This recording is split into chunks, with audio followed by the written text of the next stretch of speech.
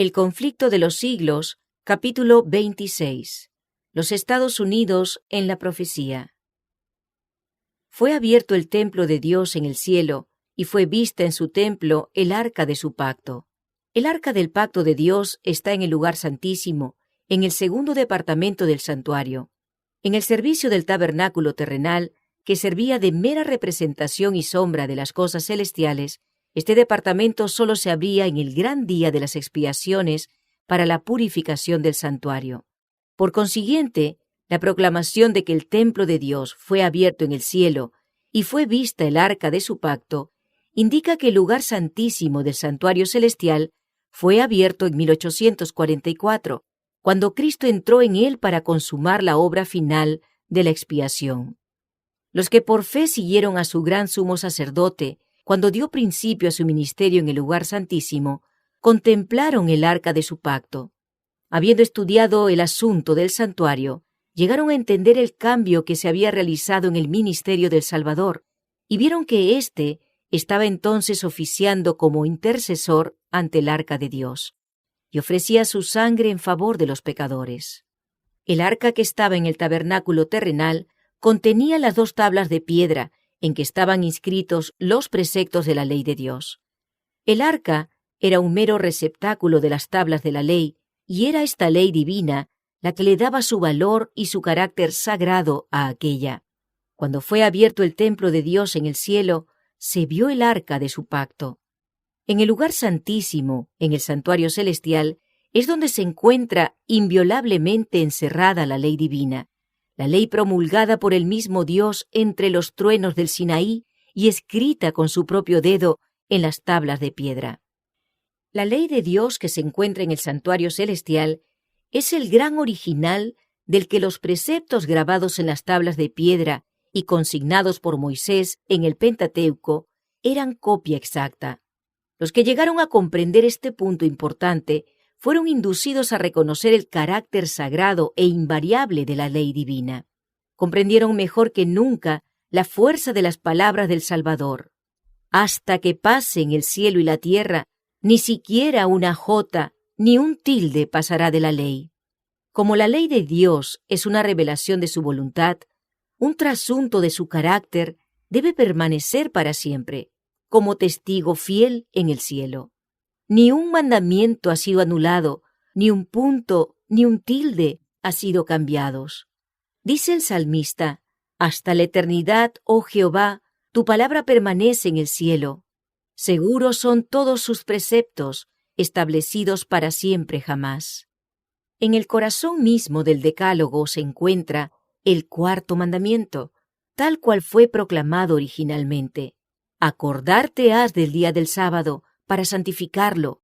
6 días trabajarás, harás toda tu obra, mas el 7º día será sábado a Jehová tu Dios. No hagas obra ninguna, tú, ni tu hijo, ni tu hija, ni tu siervo, ni tu criada, ni tu bestia, ni tu extranjero, que está dentro de tus puertas. Porque en 6 días hizo Jehová los cielos y la tierra, la mar y todas las cosas que en ellos hay. Y en el día 7º reposó. Por tanto, Jehová bendijo el día del sábado y lo santificó». El Espíritu de Dios obró en los corazones de esos cristianos que estudiaban su palabra y quedaron convencidos de que sin saberlo habían transgredido este precepto al despreciar el día de descanso del Creador. Empezaron a examinar las razones por las cuales se guardaba el primer día de la semana en lugar del día que Dios había santificado. No pudieron encontrar en las Sagradas Escrituras prueba alguna de que el 4º mandamiento hubiese sido abolido o de que el día de reposo hubiese sido cambiado. La bendición que desde un principio santificaba el 7º día no había sido nunca revocada. Habían procurado honradamente conocer y hacer la voluntad de Dios. Al reconocerse entonces transgresores de la ley divina, sus corazones se llenaron de pena y manifestaron su lealtad hacia Dios guardando su santo sábado.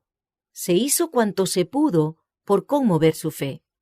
Nadie podía dejar de ver que si el santuario terrenal era una figura o modelo del celestial, la ley depositada en el arca en la tierra era exacto trasunto de la ley encerrada en el arca del cielo. y que aceptar la verdad relativa al santuario celestial envolvía el reconocimiento de las exigencias de la ley de Dios y la obligación de guardar el sábado del cuarto mandamiento. En esto estribaba el secreto de la oposición violenta y resuelta que se le hizo a la exposición armoniosa de las Escrituras, que revelaban el servicio desempeñado por Cristo en el santuario celestial. Los hombres trataron de cerrar la puerta que Dios había abierto y de abrir la que Él había cerrado. Pero el que abre y ninguno cierra, y cierra y ninguno abre, había declarado: «He aquí he puesto delante de ti una puerta abierta, la cual nadie podrá cerrar». Cristo había abierto la puerta, o ministerio del lugar santísimo. La luz brillaba desde la puerta abierta del santuario celestial y se vio que el cuarto mandamiento estaba incluido en la ley allí encerrada. Lo que Dios había establecido, nadie podía derribarlo. Los que habían aceptado la luz referente a la mediación de Cristo y a la perpetuidad de la ley de Dios, encontraron que éstas eran las verdades presentadas en el capítulo 14 del Apocalipsis. Los mensajes de este capítulo constituyen una triple amonestación que debe servir para preparar a los habitantes de la tierra para la segunda venida del Señor. La declaración «ha llegado la hora de su juicio» indica la obra final de la actuación de Cristo para la salvación de los hombres. Proclama una verdad que debe seguir siendo proclamada hasta el fin de la intercesión del Salvador y su regreso a la tierra para llevar a su pueblo consigo. La obra de juicio que empezó en 1844 debe proseguirse hasta que sean falladas las causas de todos los hombres, tanto de los vivos como de los muertos. De aquí que deba extenderse hasta el fin del tiempo de gracia concedido a la humanidad. Y para que los hombres estén debidamente preparados para subsistir en el juicio, el mensaje les manda: «Temed a Dios y dadle gloria, y adorad al que hizo el cielo y la tierra, y el mar y las fuentes de agua». El resultado de la aceptación de estos mensajes está indicado en las palabras: «En esto está la paciencia de los santos, los que guardan los mandamientos de Dios y la fe de Jesús». Para subsistir ante el juicio, tiene el hombre que guardar la ley de Dios. Esta ley será la piedra de toque en el juicio. El apóstol Pablo declara: «Cuantos han pecado bajo la ley, por la ley serán juzgados». En el día en que juzgará Dios las obras más ocultas de los hombres, por medio de Jesucristo. Y dice que los que cumplen la ley serán justificados. La fe es esencial para guardar la ley de Dios, pues sin fe es imposible agradarle. Y todo lo que no es de fe es pecado. El primer ángel exhorta a los hombres a que teman al Señor y le den honra y a que le adoren como creador del cielo y de la tierra. Para poder hacerlo, deben obedecer su ley. El sabio dice: «Teme a Dios y guarda sus mandamientos, porque esto es la suma del deber humano». Sin obediencia a sus mandamientos, ninguna adoración puede agradar a Dios. Este es el amor de Dios, que guardemos sus mandamientos. El que aparte sus oídos para no escuchar la ley, verá que su oración misma es cosa abominable. El deber de adorar a Dios estriba en la circunstancia de que Él es el Creador y que a Él es a quien todos los demás seres deben su existencia. Y cada vez que la Biblia presenta el derecho de Jehová a nuestra reverencia y adoración, con preferencia a los dioses de los paganos, menciona las pruebas de su poder creador. Todos los dioses de los pueblos son ídolos, mas Jehová hizo los cielos. ¿A quién pues me compararéis para que yo sea como él?, dice el Santo. Levantad hacia arriba vuestros ojos y ved. ¿Quién creó aquellos cuerpos celestes? Así dice Jehová, creador de los cielos. Él solo es Dios, el que formó la tierra y la hizo. Yo soy Jehová, y no hay otro Dios. Dice el salmista: reconoced que Jehová, Él es Dios. Él nos hizo, y no nosotros a nosotros mismos. Venid, postrémonos y encorvémonos, arrodillémonos ante Jehová nuestro Hacedor. Y los santos que adoran a Dios en el cielo dan como razón del homenaje que le deben: digno eres tú, Señor nuestro y Dios nuestro, de recibir la gloria y la honra y el poder, porque tú creaste todas las cosas. En el capítulo 14 del Apocalipsis se exhorta a los hombres a que adoren al Creador, y la profecía expone a la vista una clase de personas que, como resultado del triple mensaje, guardan los mandamientos de Dios. Uno de estos mandamientos señala directamente a Dios como Creador. El cuarto precepto declara: acuérdate del sábado para santificarlo. El séptimo día será sábado a Jehová tu Dios, porque en 6 días hizo Jehová los cielos y la tierra, la mar y todas las cosas que en ellos hay, y en el día séptimo reposó. Por tanto Jehová bendijo el día del sábado y lo santificó. Respecto al sábado, el Señor dice además que será una señal para que sepáis que yo soy Jehová vuestro Dios. Y la razón aducida es: porque en 6 días hizo Jehová los cielos y la tierra, y en el séptimo día cesó y reposó. La importancia del sábado como institución conmemorativa de la creación consiste en que recuerda siempre la verdadera razón por la cual se debe adorar a Dios, porque Él es el Creador y nosotros somos sus criaturas. Por consiguiente, el sábado forma parte del fundamento mismo del culto divino, pues enseña esta gran verdad del modo más contundente, como no lo hace ninguna otra institución. El verdadero motivo del culto divino, no tan solo del que se tributa en el séptimo día, sino de toda adoración, reside en la distinción existente entre el Creador y sus criaturas. Este hecho capital no perderá nunca su importancia, ni debe caer nunca en el olvido. Por eso, es decir, para que esta verdad no se borrara nunca de la mente de los hombres, instituyó Dios el sábado en el Edén, y mientras el ser Él nuestro Creador siga siendo motivo para que le adoremos, el sábado seguirá siendo señal conmemorativa de ello. Si el sábado se hubiese observado universalmente, los pensamientos e inclinaciones de los hombres se habrían dirigido hacia el Creador como objeto de reverencia y adoración, y nunca habría habido un idólatra, un ateo o un incrédulo. La observancia del sábado es señal de lealtad al verdadero Dios, que hizo el cielo y la tierra, y el mar y las fuentes de agua. Resulta, pues, que el mensaje que manda a los hombres adorar a Dios y guardar sus mandamientos los ha de invitar especialmente a observar el cuarto mandamiento. En contraposición con los que guardan los mandamientos de Dios y tienen la fe de Jesús, el tercer ángel señala otra clase de seres humanos contra cuyos errores va dirigido solemne y terrible aviso. Si alguno adora a la bestia y a su imagen, y recibe su marca en su frente o en su mano, él también beberá del vino de la ira de Dios. Para comprender este mensaje, hay que interpretar correctamente sus símbolos. ¿Qué representan la bestia, la imagen, la marca? La hilación profética en la que se encuentran estos símbolos empieza en el capítulo 12 del Apocalipsis, con el dragón que trató de destruir a Cristo cuando nació.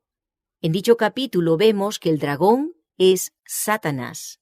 Fue él quien indujo a Herodes a procurar la muerte del Salvador. Pero el agente principal de Satanás al guerrear contra Cristo y su pueblo durante los primeros siglos de la era cristiana fue el Imperio Romano, en el cual prevalecía la religión pagana. Así que si bien el dragón representa primero a Satanás, en sentido derivado es un símbolo de la Roma pagana. En el capítulo 13 se describe otra bestia, parecida a un leopardo, a la cual el dragón dio su poder y su trono y grande autoridad. Este símbolo, como lo han creído la mayoría de los protestantes, representa al papado, el cual heredó el poder y la autoridad del antiguo imperio romano. Se dice de la bestia parecida a un leopardo: le fue dada una boca que hablaba cosas grandes y blasfemias, y abrió su boca para decir blasfemias contra Dios, para blasfemar su nombre y su tabernáculo y a los que habitan en el cielo. Y le fue permitido hacer guerra contra los santos y vencerlos, y le fue dada autoridad sobre toda tribu y pueblo y lengua y nación. Esta profecía, que es casi la misma que la descripción del cuerno pequeño en Daniel 7, se refiere sin duda al papado. Le fue dada autoridad para hacer sus obras 42 meses. Y dice el profeta: vi una de sus cabezas como si hubiese sido herida de muerte. Y además, si alguno lleva en cautiverio, al cautiverio irá. Si alguno mata con espada, es preciso que él sea muerto a espada. Los 42 meses son lo mismo que un tiempo y 2 tiempos y la mitad de un tiempo, 3 años y medio, o 1260 días de Daniel 7. El tiempo durante el cual el poder papal debía oprimir al pueblo de Dios. Este período, como fue indicado en capítulos anteriores, empezó con la supremacía del papado en el año 538 después de Jesucristo y terminó en 1798. Entonces el Papa fue hecho prisionero por el ejército francés, el poder papal recibió su golpe mortal y quedó cumplida la predicción: si alguno lleva en cautiverio, al cautiverio irá. Y aquí preséntase otro símbolo. El profeta dice: vi otra bestia que subía de la tierra y tenía 2 cuernos semejantes a los de un cordero. Tanto el aspecto de esta bestia como el modo en que sube indican que la nación que representa difiere de las representadas en los símbolos anteriores. Los grandes reinos que han gobernado al mundo le fueron presentados al profeta Daniel en forma de fieras, que surgían mientras los 4 vientos del cielo combatían en la gran mar. Daniel 7:2. En Apocalipsis 17, un ángel explicó que las aguas representan pueblos y naciones y lenguas. Apocalipsis 17:15. Los vientos simbolizan luchas. Los 4 vientos del cielo que combatían en la gran mar representan los terribles dramas de conquista y revolución por los cuales los reinos alcanzaron el poder. Pero la bestia con cuernos semejantes a los de un cordero subía de la tierra.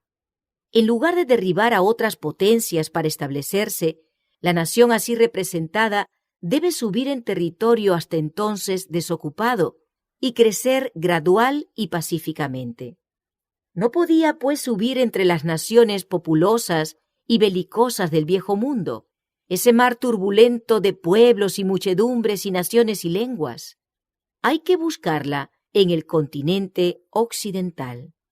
¿Cuál era en 1798 la nación del Nuevo Mundo cuyo poder estuviera entonces desarrollándose, de modo que se anunciara como nación fuerte y grande, capaz de llamar la atención del mundo? La aplicación del símbolo no admite duda alguna. Una nación, y solo una, responde a los datos y rasgos característicos de esta profecía. No hay duda de que se trata aquí de los Estados Unidos de Norteamérica. Una y otra vez el pensamiento y los términos del autor sagrado han sido empleados inconscientemente por los oradores e historiadores al describir el nacimiento y crecimiento de esta nación. El profeta vio que esta bestia subía de la tierra, y según los traductores, la palabra dada aquí por subía significa literalmente crecía o brotaba como una planta. Y como ya lo vimos, la nación debe nacer en territorio hasta entonces desocupado. Un escritor notable al describir el desarrollo de los Estados Unidos habla del misterio de su desarrollo de la nada y dice: como silenciosa semilla, crecimos hasta llegar a ser un imperio. Un periódico europeo habló en 1850 de los Estados Unidos como de un imperio maravilloso que surgía y que en el silencio de la tierra crecía constantemente en poder y gloria. Eduardo Everett, en un discurso acerca de los peregrinos fundadores de esta nación, dijo: buscaron un lugar retirado que por su oscuridad resultara inofensivo y seguro en su aislamiento, donde la pequeña iglesia de Leiden pudiese tener libertad de conciencia? He aquí las inmensas regiones sobre las cuales en pacífica conquista han plantado los estandartes de la cruz. Discurso pronunciado en Plymouth, Massachusetts, el 22 de diciembre de 1824. Y tenía 2 cuernos semejantes a los de un cordero. Los cuernos semejantes a los de un cordero representan juventud, inocencia y mansedumbre, rasgos del carácter de los Estados Unidos cuando el profeta vio que esa nación subía en 1798. Entre los primeros expatriados cristianos que huyeron a América en busca de asilo contra la opresión real y la intolerancia sacerdotal, hubo muchos que resolvieron establecer un gobierno sobre el amplio fundamento de la libertad civil y religiosa. Sus convicciones hallaron cabida en la Declaración de la Independencia, que hace resaltar la gran verdad de que todos los hombres son creados iguales y poseen derechos inalienables a la vida, a la libertad y a la búsqueda de la felicidad. Y la Constitución garantiza al pueblo el derecho de gobernarse a sí mismo y establece que los representantes elegidos por el voto popular promulguen las leyes y las hagan cumplir. Además, fue otorgada la libertad religiosa, y a cada cual se le permitió adorar a Dios según los dictados de su conciencia. El republicanismo y el protestantismo vinieron a ser los principios fundamentales de la nación. Estos principios son el secreto de su poder y de su prosperidad. Los oprimidos y pisoteados de toda la cristiandad se han dirigido a este país con afán y esperanza. Millones han fondeado en sus playas. Y los Estados Unidos han llegado a ocupar un puesto entre las naciones más poderosas de la tierra. Pero la bestia que tenía cuernos como un cordero hablaba como dragón y ejerce toda la autoridad de la primera bestia en su presencia y hace que la tierra y los que en ella habitan adoren a la bestia primera, cuya herida mortal fue sanada, diciendo a los que habitan sobre la tierra que hagan una imagen de la bestia que recibió el golpe de espada y sin embargo vivió. Los cuernos como de cordero y la voz de dragón del símbolo indican una extraña contradicción entre lo que profesa ser y lo que practica la nación así representada. El hablar de la nación son los actos de sus autoridades legislativas y judiciales. Por esos actos la nación desmentirá los principios liberales y pacíficos que expresó como fundamento de su política. La predicción de que hablará como dragón y ejercerá toda la autoridad de la primera bestia anuncia claramente el desarrollo del espíritu de intolerancia y persecución de que tantas pruebas dieran las naciones representadas por el dragón y la bestia semejante al leopardo. Y la declaración de que la bestia con 2 cuernos hace que la tierra y los que en ella habitan adoren a la bestia primera, indica que la autoridad de esta nación será empleada para imponer alguna observancia en homenaje al papado. Semejante actitud sería abiertamente contraria a los principios de este gobierno, al genio de sus instituciones libres, a los claros y solemnes reconocimientos contenidos en la Declaración de la Independencia y contrarios finalmente a la Constitución. Los fundadores de la nación procuraron con acierto que la Iglesia no pudiera hacer uso del poder civil, con los consabidos e inevitables resultados, la intolerancia y la persecución. La Constitución garantiza que el Congreso no legislará con respecto al establecimiento de una religión ni prohibirá el libre ejercicio de ella, y que ninguna manifestación religiosa será jamás requerida como condición de aptitud para ninguna función o cargo público en los Estados Unidos. Solo en flagrante violación de estas garantías de la libertad de la nación es como se puede imponer por la autoridad civil la observancia de cualquier deber religioso.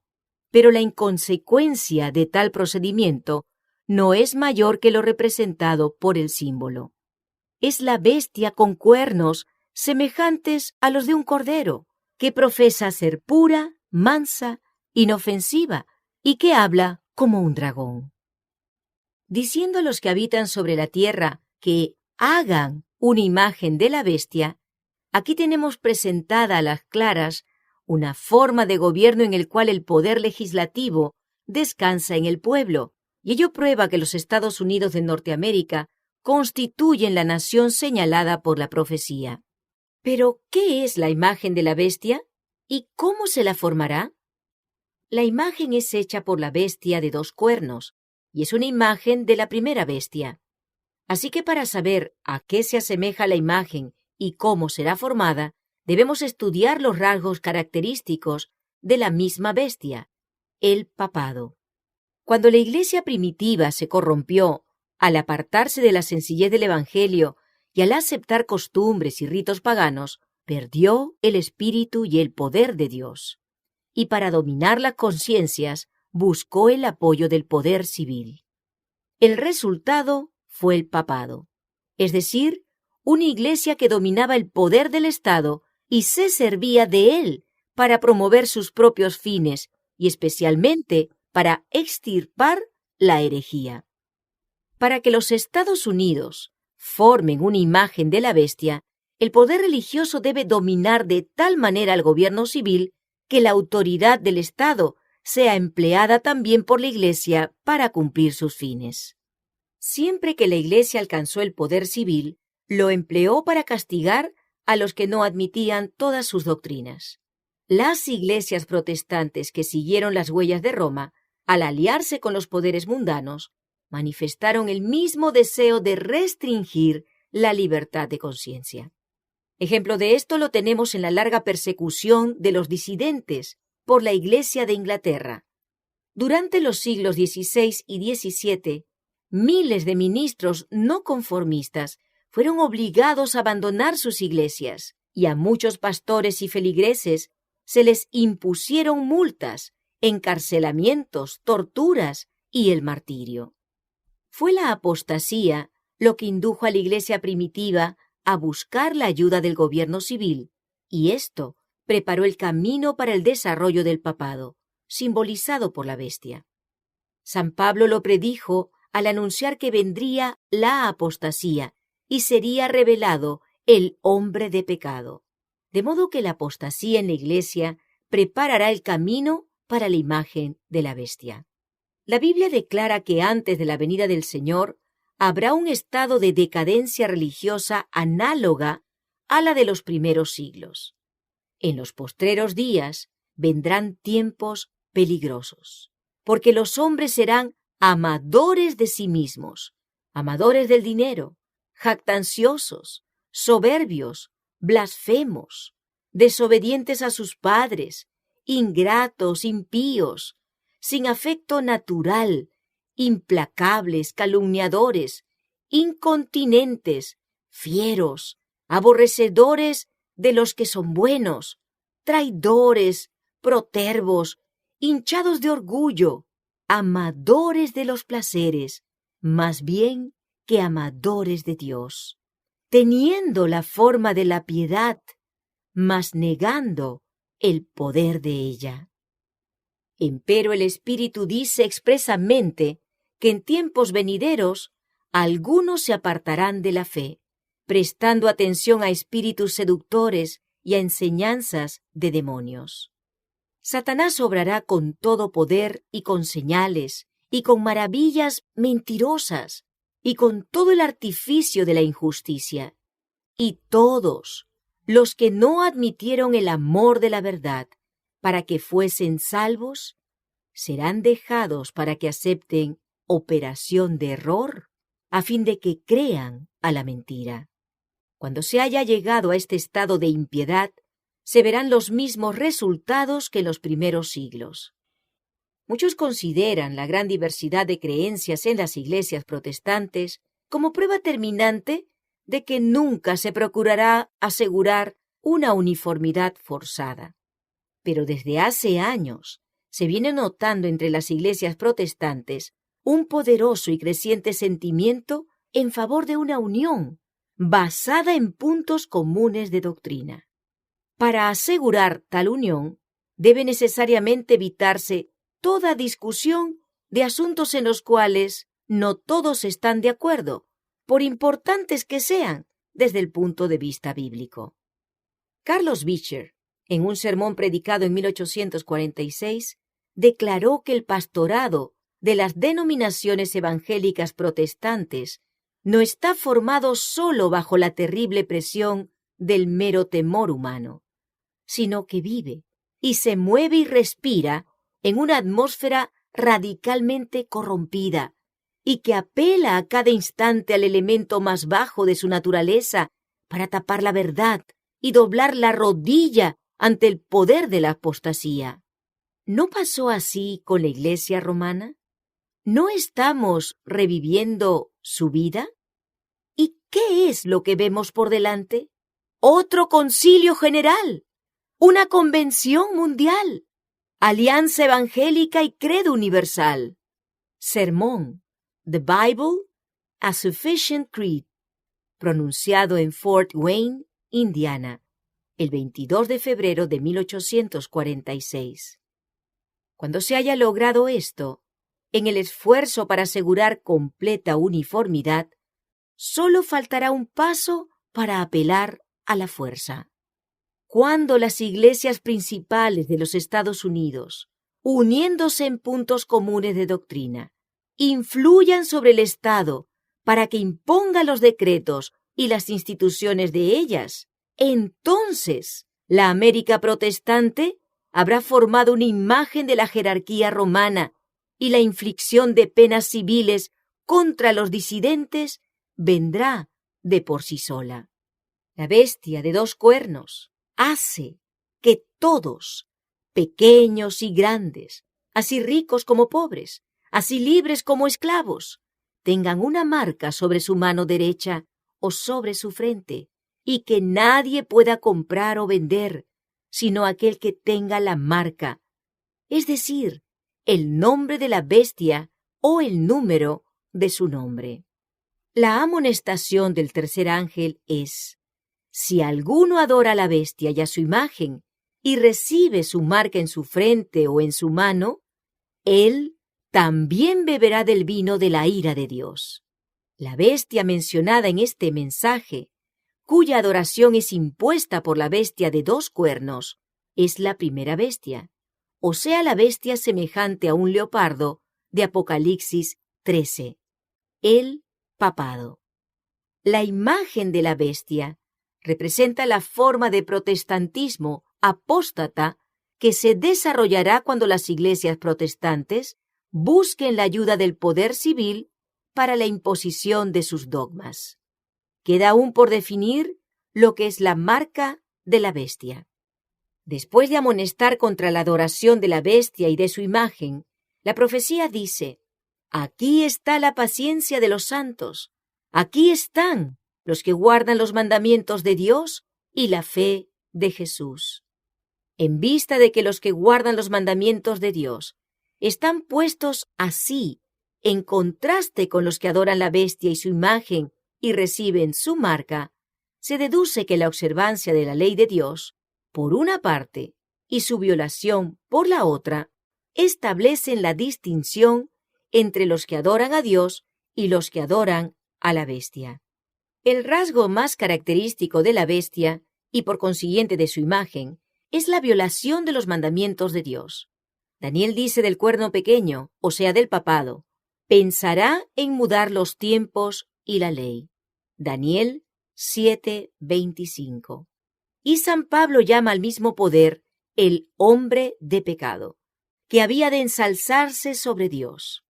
Una profecía es complemento de la otra. Solo adulterando la ley de Dios podía el papado elevarse sobre Dios. Y quien quiera que guardase a sabiendas la ley así adulterada, daría honor supremo al poder que introdujo el cambio.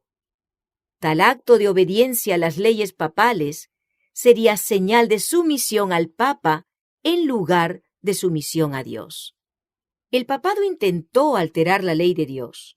El segundo mandamiento, que prohíbe el culto de las imágenes, ha sido borrado de la ley, y el cuarto mandamiento ha sido adulterado, de manera que autorice la observancia del primer día en lugar del séptimo como día de reposo.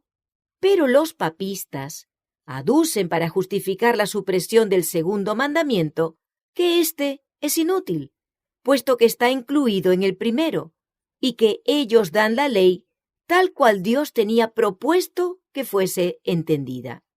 Este no puede ser el cambio predicho por el profeta. Se trata de un cambio intencional y deliberado. Pensará en mudar los tiempos y la ley. El cambio introducido en el cuarto mandamiento cumple exactamente la profecía. La única autoridad que se invoca para dicho cambio es la de la Iglesia. Aquí el poder papal se ensalza abiertamente sobre Dios. Mientras los que adoran a Dios se distinguirán especialmente por su respeto al cuarto mandamiento, ya que éste es el signo de su poder creador y el testimonio de su derecho al respecto y homenaje de los hombres, los adoradores de la bestia se distinguirán por sus esfuerzos para derribar el monumento recordativo del Creador y ensalzar lo instituido por Roma. Las primeras pretensiones arrogantes del papado fueron hechas en favor del domingo, y la primera vez que recurrió al poder del Estado fue para imponer la observancia del domingo como Día del Señor. Pero la Biblia señala el séptimo día, y no el primero, como Día del Señor. Cristo dijo: el Hijo del Hombre es Señor aún del sábado. El cuarto mandamiento declara que el día séptimo es día de descanso, consagrado a Jehová, y por boca del profeta Isaías, el Señor lo llama mi día santo. El aserto tantas veces repetido de que Cristo cambió el día de reposo está refutado por sus propias palabras. En su sermón sobre el monte dijo: no penséis que vine para invalidar la ley o los profetas. No vine a invalidar, sino a cumplir. Porque en verdad os digo que hasta que pasen el cielo y la tierra, ni siquiera una jota, ni un tilde pasará de la ley, hasta que el todo sea cumplido. Por tanto, cualquiera que quebrantare uno de estos más mínimos mandamientos y enseñare a los hombres así, será llamado muy pequeño en el reino de los cielos, mas cualquiera que los hiciere y enseñare, será llamado grande en el reino de los cielos. Es un hecho generalmente admitido por los protestantes que las Sagradas Escrituras no autorizan en ninguna parte el cambio del día de reposo. Esto se confirma en publicaciones de la Sociedad Americana de Tratados y la Unión Americana de Escuelas Dominicales. Una de estas obras reconoce que el Nuevo Testamento no dice absolutamente nada en cuanto a un mandamiento explícito en favor del día de reposo o a reglas definidas relativas a su observancia. Otra dice: hasta la época de la muerte de Cristo, ningún cambio se había hecho en cuanto al día, y por lo que se desprende del relato bíblico, los apóstoles no dieron mandamiento explícito alguno que ordenara el abandono del séptimo día, sábado, como día de reposo, ni que se lo observara en el primer día de la semana. Los católicos romanos reconocen que el cambio del día de descanso fue hecho por su Iglesia y declaran que al observar el domingo, los protestantes reconocen la autoridad de ella. En el Catecismo Católico de la Religión Cristiana, al contestar una pregunta relativa al día que se debe guardar en obediencia al cuarto mandamiento, se hace esta declaración: bajo la ley antigua, el sábado era el día santificado, pero la Iglesia, instruida por Jesucristo y dirigida por el Espíritu de Dios, sustituyó el sábado por el domingo, de manera que ahora santificamos el primer día y no el séptimo. Domingo significa Día del Señor, y es lo que ha venido a ser. Como signo de la autoridad de la Iglesia Católica, los escritores católicos citan el acto mismo de cambiar el sábado al domingo, cambio en que los protestantes consienten, porque al guardar estrictamente el domingo, ellos reconocen el poder de la Iglesia para ordenar fiestas y para imponerlas so pena de incurrir en pecado. ¿Qué es, pues, el cambio del día de descanso, sino el signo o marca de la autoridad de la Iglesia romana? ¿La marca de la bestia? La Iglesia romana no ha renunciado a sus pretensiones a la supremacía, y cuando el mundo y las iglesias protestantes aceptan un día de descanso creado por ella, mientras rechazan el día de descanso de la Biblia, acatan en la práctica las tales pretensiones. Pueden apelar a la autoridad de la tradición y de los padres para apoyar el cambio, pero al hacerlo, pasan por alto el principio mismo que los separa de Roma. Es a saber, que la Biblia y la Biblia sola es la religión de los protestantes. Los papistas pueden ver que los protestantes se están engañando a sí mismos, al cerrar voluntariamente los ojos ante los hechos del caso. A medida que gana terreno el movimiento en pro de la observancia obligatoria del domingo, ellos se alegran en la seguridad de que ha de concluir por poner a todo el mundo protestante bajo el estandarte de Roma. Los romanistas declaran que la observancia del domingo por los protestantes es un homenaje que rinden, mal de su grado, a la autoridad de la Iglesia Católica. La imposición de la observancia del domingo por parte de las iglesias protestantes es una imposición que se adore al papado, o sea, la bestia. Los que, comprendiendo las exigencias del cuarto mandamiento, prefieren observar el falso día de reposo en lugar del verdadero, rinden así homenaje a aquel poder, el único que ordenó su observancia.